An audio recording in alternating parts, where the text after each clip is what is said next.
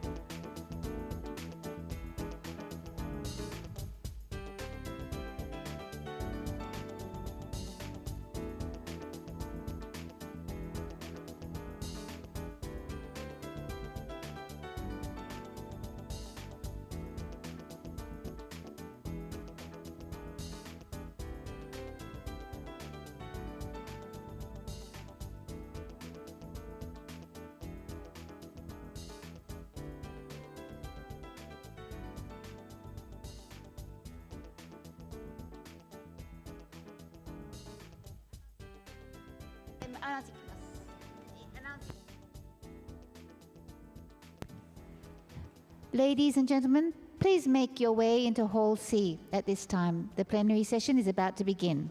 Thank you.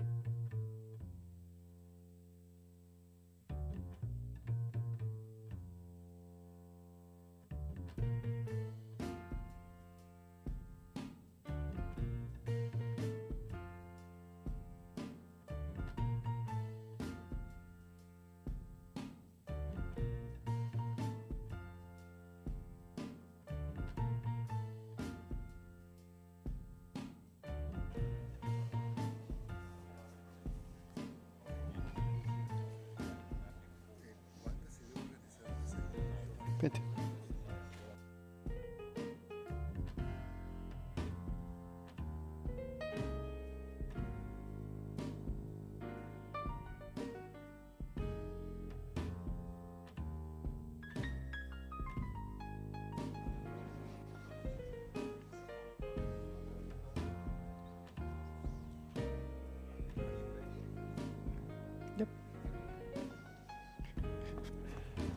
Good morning, everybody. The braves that are on time always get rewarded. So there will be more coffee for you and a special kimono or samurai sword for you to take pictures. I hope you are taking advantage of that. Today we are also going to have the truck for popular demand. The earthquake truck was very, very demanded, and they are coming today as well. So today we have a long day, and want to start with the agenda or the word of the day. What do you want? Let's go with the word of the. What is not? Here we go. Well, the word of the day is kin raw. That has a long O. Kin raw, which means hard work, dedication, effort. And this is what we are going to see today in the first plenary, the presentation of the ADA award.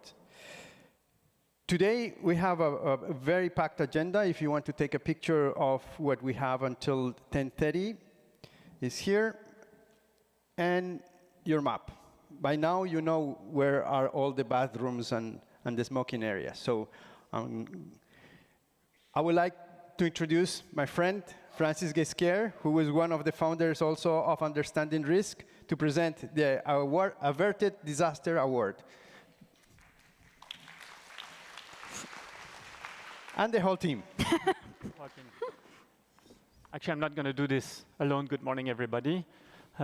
Olivia Jensen, who's part of the selection committee, and David Lallemant, who actually came up with the original idea, are going to help me present the ADA and unveil the winner for the 2024 Averted Disaster Award. So over to you, Olivia. Thank you so much, Francis. I'm Olivia Jensen, Deputy Director of the Institute for the Public Understanding of Risk at the National University of Singapore, and I am lucky enough to be on the judging panel for this fantastic award. 1 in 100-year drought has no impact on capital's water supply. Dam height raised after climate change study reveals that storms will become more severe and frequent. These are the headlines that we never hear, that we never see. The Averted Disasters Award was launched in 2022 by GFDRR precisely to spotlight these achievements, to bring our attention to the things that are generally forgotten. Investments in robustness, in redundancy, in the deeply unglamorous business of maintenance and operating systems. Interventions that use advancements in data acquisition and analysis in order to take decisions which finally benefit people.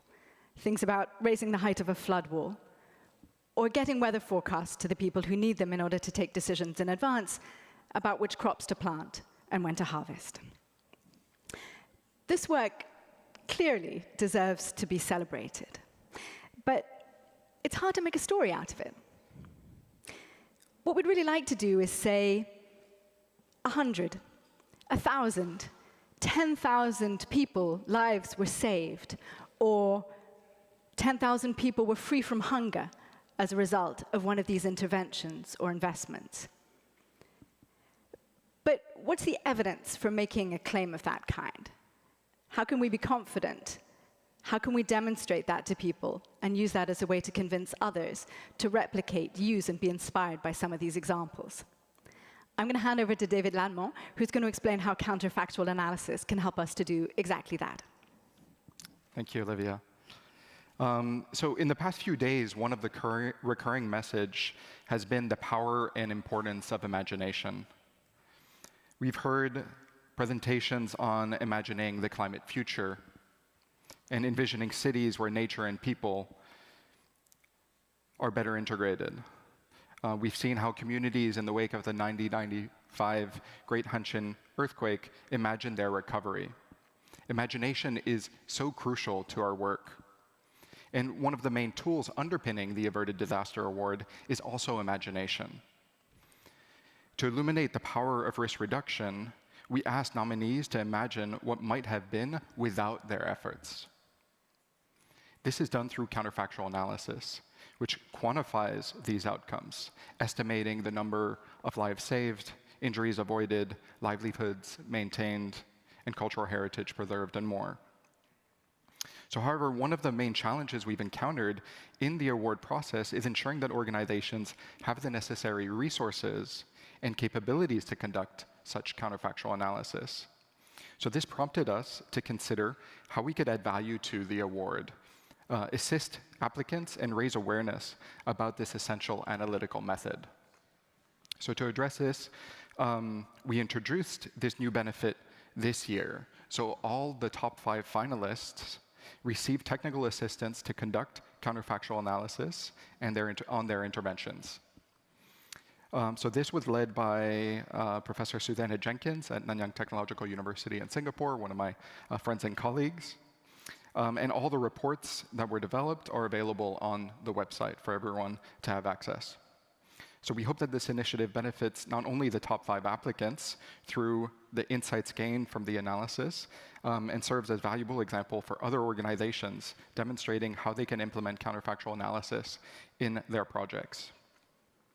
To give just a bit more detail on the process, so this involved working alongside the applicants to identify hazardous events in recent history that best highlight how the intervention had averted disaster. The spatial extent and intensity of this hazard event, along with the exposure and vulnerability present at the time, were then reconstructed using freely available data and data provided by the applicants.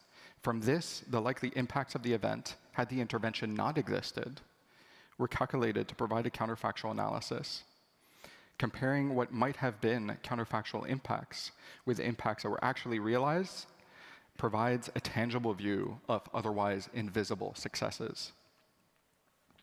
So I think it's important for all of us to remember that our jobs, pretty much the jobs of everyone here in this room, is to ensure that every day in the life of communities is undramatic. That people can work, spend time with loved ones, enjoy life in very ordinary, often boring ways. And that they can do so even when it storms, rains, or the ground shakes. Essentially, our work is an ode to the ordinary. And when the alternative, though, is catastrophe, then the ordinary becomes extraordinary.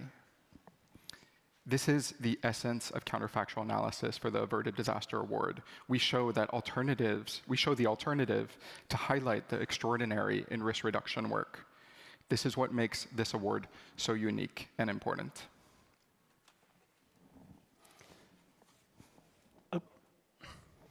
Can we go back one? Okay. Yeah, so the ADA, the Averted Disaster Award, is an experiment, right? And it still is an experiment. It's a very small initiative. Most of the work is done by volunteer. We receive a little bit of support from the Global Facility for Disaster Reduction. But we want to make it big. And we're very conscious that we're still learning.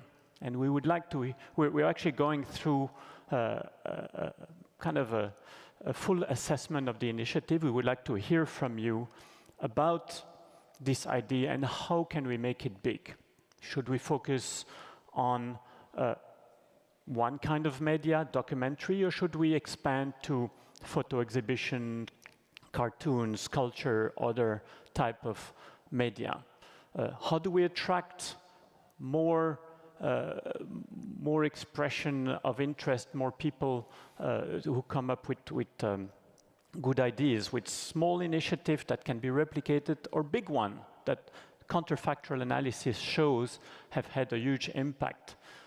How do we, should we work more with small initiative, or should we turn around and actually work with media company, with filmmaker, with advertising companies? After all, they're the one who pride themselves on making the invisible visible, or at least making us believe. At the end of the day, this initiative aims at influence the general public and policymaker, and showcase all the work that you all are doing. We're convinced that the ADA should be something big that gives credit to this community. So you'll have seen Williams wandering around asking questions to people. If you have ideas, come and see us, email us. If you would like to partner with us, please let us know. Okay, and without further ado, let's move to the award of the 2024 winner of the ADA Averted Disaster Award. Thank you, Francis. So received applicants from all over the world that encompass a wide range of interventions, from early warning systems to agroforestry to large-scale government intervention programs. We're thrilled to be able to share with you today the top applicants being recognized and announce the Averted Disaster Award winner.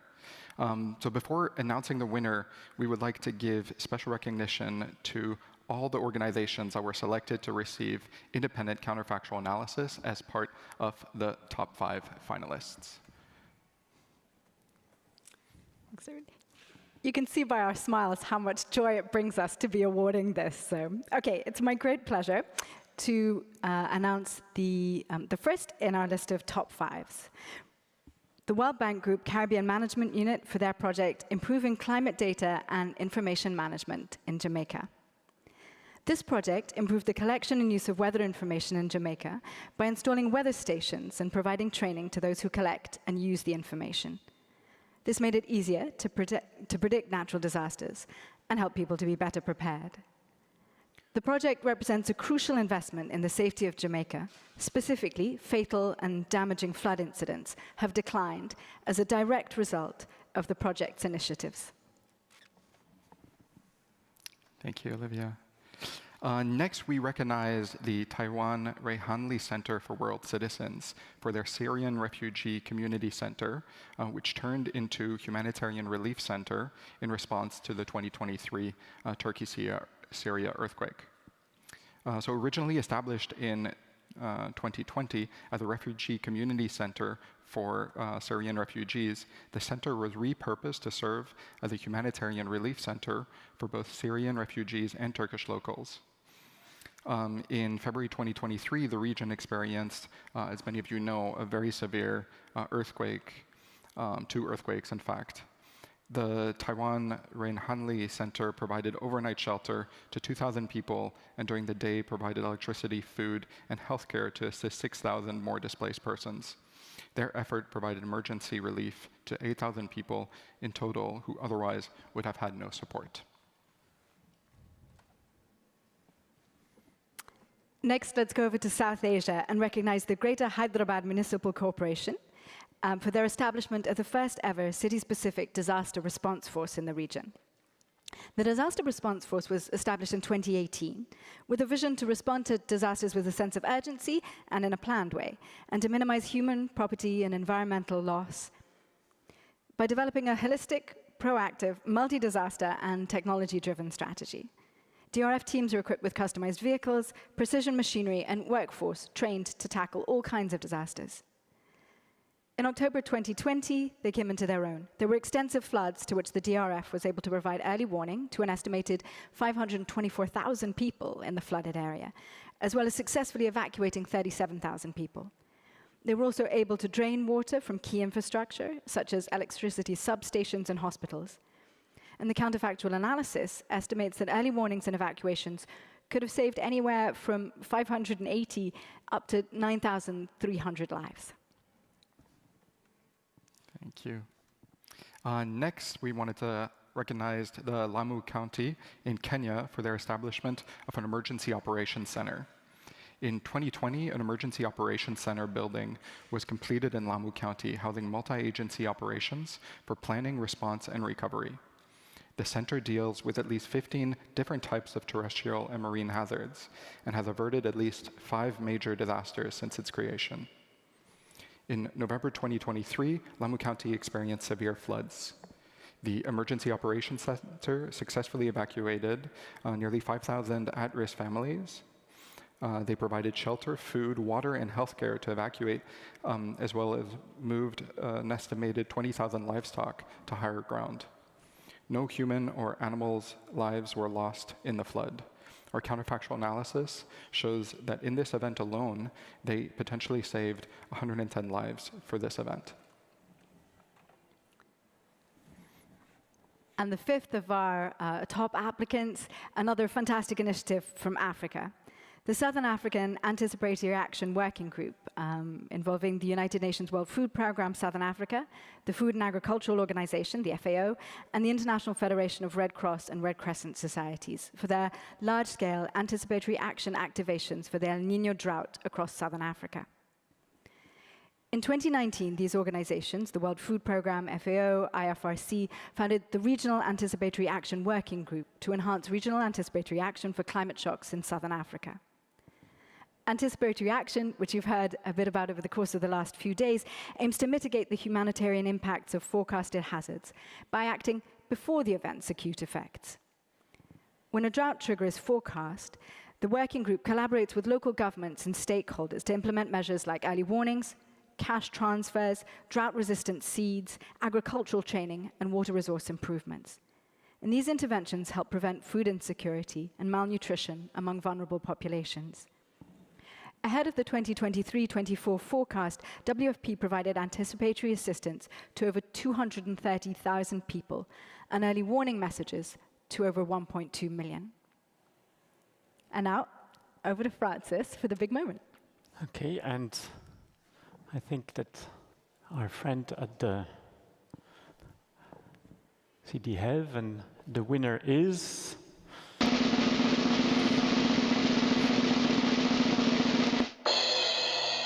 Lamu County in southern Kenya.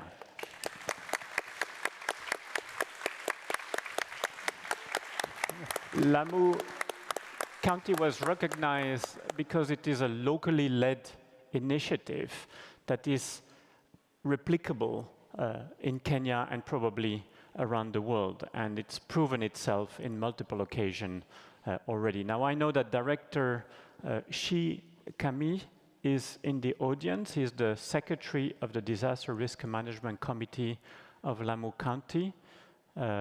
Director Kami, if you're there, please join us on the stage to receive the 2022 award.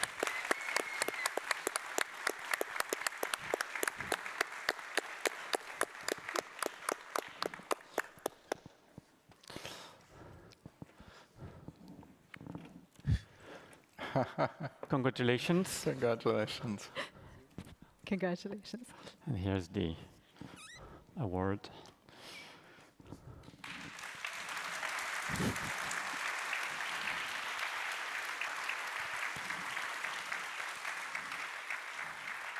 Joseph, your word. Wow. I'm lost with the words, and I'm so excited. And I think this is a very special moment for Lamu County government. Wow. Yes. First of all, I want to say Alhamdulillah. I want to thank the Almighty God for all of what is happening here. And of course, in Kenya, in a special way. I want to thank ADA.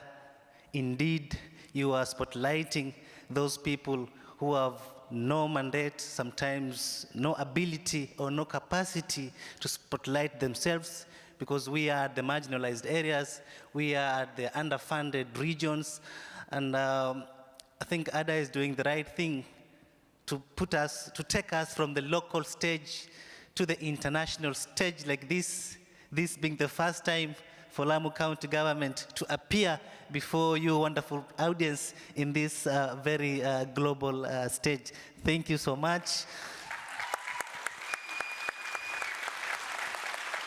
And this is a calling, this is a motivation for all other marginalized areas that let them do whatever they're doing.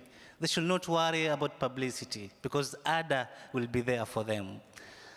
I want to thank His Excellency the Governor, who has been giving strategic leadership role in this very moment. And in fact, I remember in 2016, he did not sit in the office when we were at the disastrous event at the maritime sector. In fact, he became the first responder in one of our worst maritime incidents that happened. And it is him that made me to be here today because of his leadership qualities, because of his strategic directions that made all of us to be here today. Thank you, Governor Abdallah Timami. Lastly, I want to appreciate two very important organizations. One is WWF Kenya, that is the Worldwide Fund for Nature in Kenya, that supported the establishment of this emergency operations center that is now doing wonders in as far as disaster risk management framework is concerned. Another organization is the USAID CUSA that has been supporting our disaster risk management policies, Disaster Risk Management Act, the SOP, the standard operating procedures to run the EOC that is here with you today, showing the world that yes, we can do it irrespective of where we come from. I want to thank the partners that we have been working together because in Lamu County, our EOC is working under the multi-agency, of course with our strategic leadership, but we work with various multi-agency, the Kenya Red Cross, the Kenya Coast Guard, the Kenya Defense Force, Manda Base, Operation Amani Boni, CIMIC team, the World Vision, among other organizations. We are still going to work with you because we know together we can make it big to the world and no longer at the local level. I want to conclude, and before I do that, I also want to thank the community in Lamu County and Kenya at large for abiding by our directives and orders that will make them stay safe, for accepting to be resilient, for having trust in us, in whatever we do, in whatever we tell them, in as far as our early warning systems package communication is concerned, they are there to say, yes, we will do it. And that is why they are alive, and that is why we're here today to celebrate.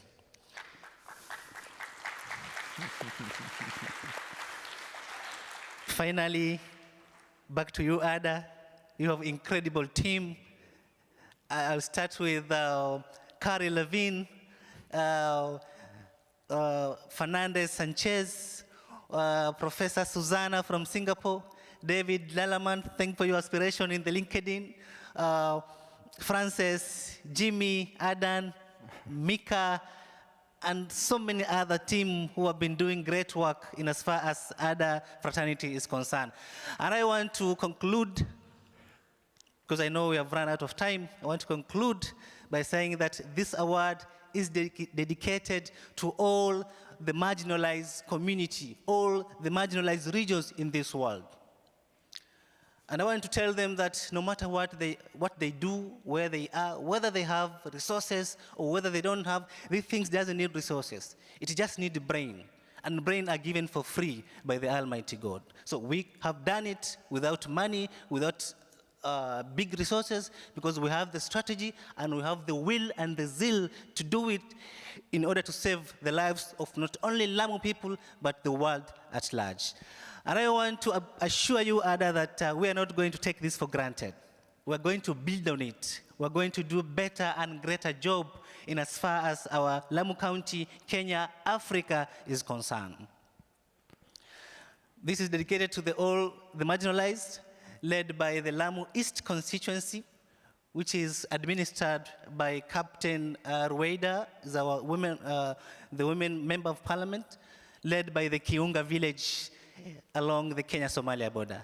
Thank you, and God bless us all. Very good speech.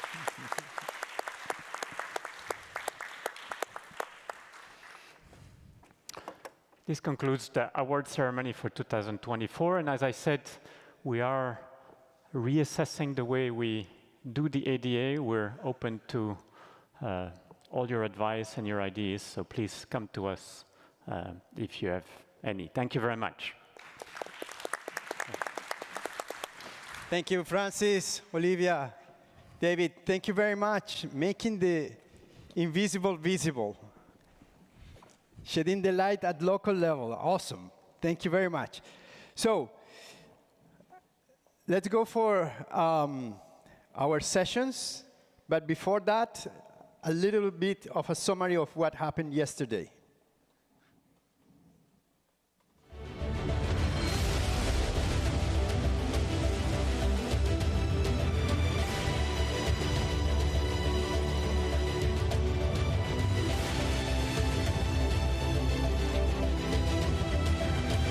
Together, let's continue to build a resilient future that honors and protects our cultural heritage while ensuring the safety and the well-being of our communities. Thank you very much.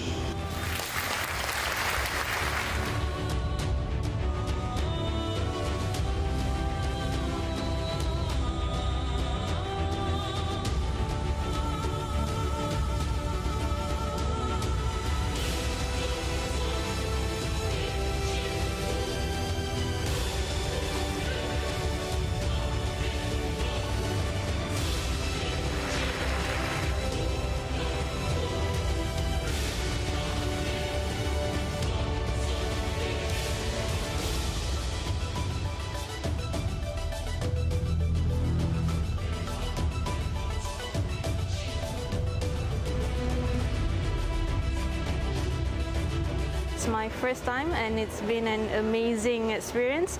I get to meet a lot of people from different backgrounds, but with the same motive of making the world a better place and also to support those in need. For me, it's like quite special. You come here to get inspired. You come here to really get to know the people that work in like really important issues. The sessions are very dynamic and inclusive. We get to learn as well, and we also get to meet other people from all over the world with the same mission and passion that we have.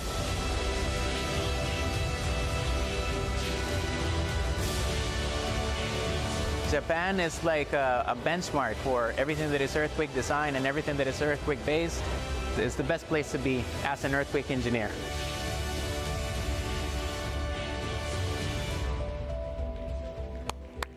So, let's go to the sessions. I'll meet you at 10:30. Please smile because cameras are running and we want you there as well for tonight, okay? Thank you very much. Enjoy the day.